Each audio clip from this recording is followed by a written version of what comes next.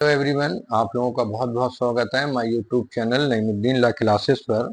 और जैसा कि हम संविधान के साथ साथ एक विषय और पढ़ रहे हैं, भारतीय नागरिक सुरक्षा संहिता 2023। दो तीन पॉइंट है, मैंने कई वीडियो में आपको बताए हैं। जैसे भारतीय नागरिक सुरक्षा 2023 कब से लागू हुई, तो 1 जुलाई 2024 से लागू हुई। भारतीय नागरिक सुरक्षा संहिता का अधिनियम संख्यान क्या है, तो अधिनियम संख्यान है 46। भारतीय नागरिक सुरक्षा संहिता में कितने अध्याय हैं, तो अध्याय है 39 यानी 39। और भारतीय नागरिक सुरक्षा संहिता में कितनी धाराएं हैं, तो धाराएं हैं 531, 531। और चूंकि 39 अध्यायों में से हमने 1 और 2 अध्याय कंप्लीट कर लिए हैं, आज हम आए हैं अध्याय 3 पर। अध्याय 3 प्री के लिहाज से बहुत ही महत्वपूर्ण है। और जो आप धाराएं पढ़ रहे हैं, ये चारों धाराएं भी बहुत महत्वपूर्ण हैं प्री में। चाहे उत्तराखंड का पीसीएचजे हो या यूपी का पीसीएचजे हो, चाहे उत्तराखंड का एपीओ हो या यूपी का एपीओ हो, ये धाराएं जरूर पूछी जाती हैं। तो इसलिए इन धाराओं को आप ध्यान से पढ़ लीजिए। और अब तो हालांकि दिल्ली जुडिशरी हो, मध्य प्रदेश हो या राजस्थान हो, सब में ही चाहे एपीओ हो, ये धाराएं पूछी ही जाएंगी। तो ये अध्याय 3 जो है, चैप्टर 3, ये इसका हेडिंग है न्यायालयों की शक्ति, यानी न्यायालयों की दंड देने की शक्ति। भाई और क्या शक्ति है, न्यायालय दंड देते हैं तो वही शक्ति है। अब जो शक्ति है तो ये बताई गई है धारा 21 से 29 तक। लेकिन आज की वीडियो हम 4 धाराएं पढ़ेंगे, धारा 21 से 24 तक। धारा 21, 22, 23, 24, इन धाराओं में जानेंगे कि हम क्या है। तो धारा 21 ये कहती है न्यायालय जिनके द्वारा अपराध विचारणीय है, यानी ऐसे कौन से न्यायालय हैं जो अपराध का विचारण यानी ट्रायल कर सकते हैं। तो देखिए, इसमें जो बताया गया है वो 4 प्रकार के न्यायालय, 4-5 प्रकार के बताए गए, जो मैं आपको बताता हूं। धारा 21 का हेडिंग है न्यायालय जिनके द्वारा अपराध विचारणीय है। तो कहा गया इस संहिता के अन्य उपबंधों के अधीन रहते हुए, ये पॉइंट है कि भारतीय न्याय संहिता यानी जो बीएनएस बोलते हैं, जिसको आप भारतीय न्याय संहिता 2023 के अधीन किसी अपराध का विचारण निम्नलिखित के द्वारा किया जा सकेगा। नंबर 1 हाई कोर्ट, उच्चतम न्यायालय। नंबर 2 सेशन न्यायालय। नंबर 3 किसी अन्य न्यायालय जिसके द्वारा ऐसे अपराध का विचारण होना प्रथम अनुसूची में दर्शाया गया है। यानी नंबर 3 न्यायालय दिए गए, number 1 high court, number 2 session न्यायालय, और नंबर 3 जो इस संहिता में मतलब किसी अन्य न्यायालय द्वारा विचारण होना प्रथम अनुसूची में दर्शाया गया है, ऐसे न्यायालय करते हैं। परंतु प्रोविजियो है कि भारतीय न्याय संहिता 2023 की धारा 64, 64, section 65, section 66, section 67, section 68, section 69, section 70 और 71, यानी ये अपराध जुड़े हैं महिलाओं से जुड़े अपराधों से संबंधित ये धाराएं हैं के अधीन किसी अपराध का विचारण यथासाध्य मतलब संभव हो तो ऐसे न्यायालय द्वारा किया जाएगा जिसमें महिला पीठासीन अधिकारी हो।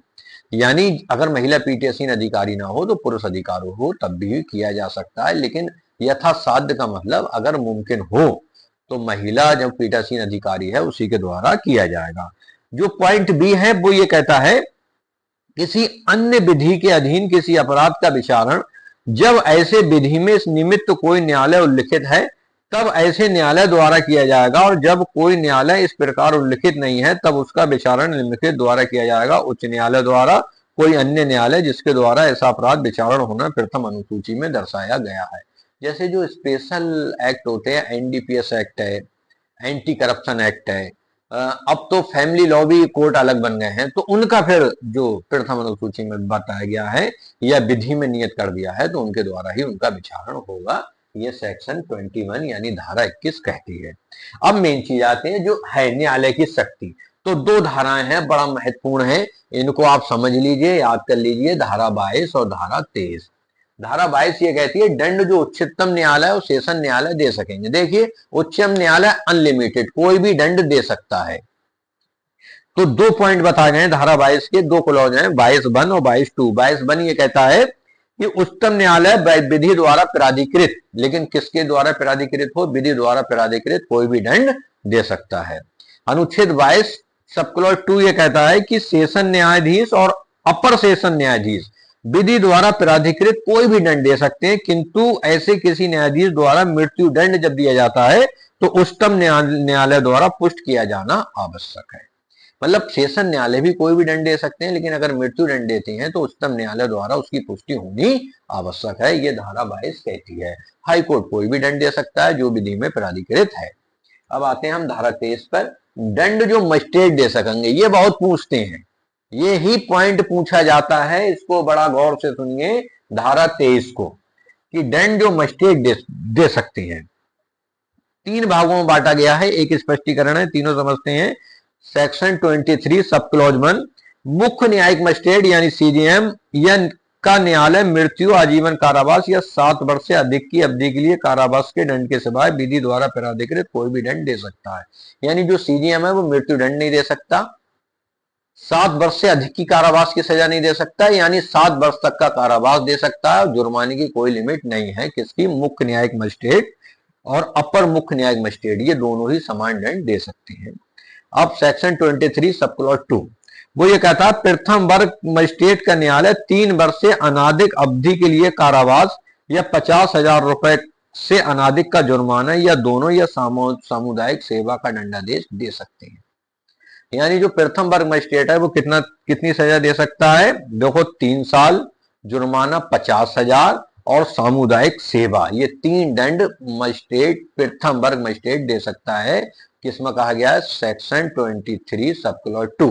अब आते हैं सेक्शन 23 सब क्लॉज 3, द्वितीय वर्ग मजिस्ट्रेट 1 वर्ष का कारावास और 10,000 रुपए का जुर्माना या सामुदायिक सेवा का दंड दे सकते हैं।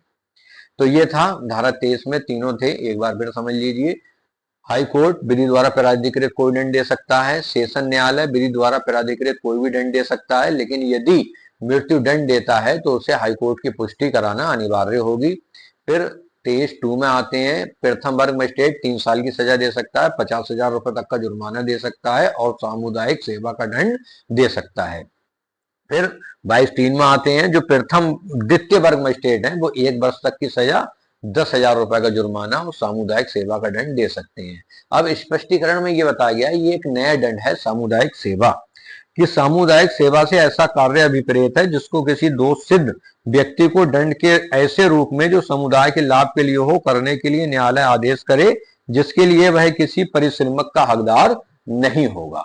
ठीक, तो ये दे सकते हैं। अब आते हैं लास्ट धारा 24, जुर्माना देने में व्यतिक्रम होने पर कारावास का दंड। ये आपने सुना होगा कि न्यायालय जुर्माना लगाते हैं, लेकिन अब किसी व्यक्ति के पास पैसे नहीं है या जानबूझकर वो व्यक्ति जुर्माना देना नहीं चाहता है, तो उस स्थिति में क्या होगा, क्या न्यायालय कितना कारावास दे सकते हैं, ये बताया गया है धारा 24 में। तो 24 का पहला पॉइंट है, 2 पॉइंट है, मतलब 2 सब क्लॉज है।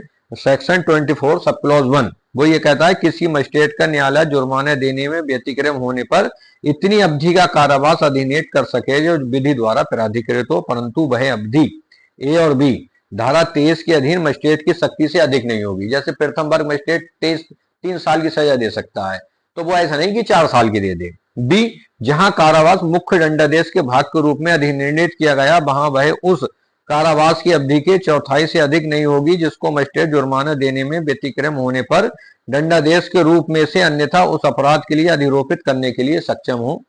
सेक्शन 24 सब क्लॉज 2, इस धारा के अधीन अधिनिर्णित कारावास धारा 23 के अधीन मजिस्ट्रेट द्वारा अधिनिर्णित की जा सकने वाली अधिकतम अवधि के कारावास के मुख्य दंडादेश से अतिरिक्त तो होगा।